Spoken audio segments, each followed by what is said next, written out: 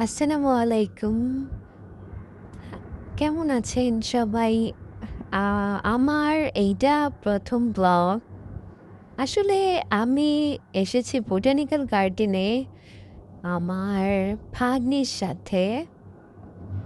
আমরা ঘুরতে এসেছি।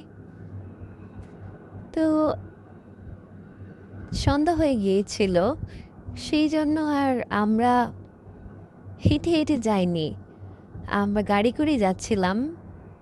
অনেকটা পথ হচ্ছে আমরা হেঁটে এসেছিলাম। কিন্তু পরে যখন দেখি আজান দিয়ে দিবে, তার কিছুক্ষণ আগে আমরা গাড়িতে করে বের হয়ে যাই।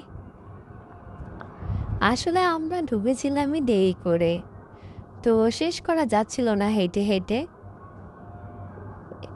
তাই এই কারণেই আমাদেরকে দেরিতে বের হতে হয়েছে।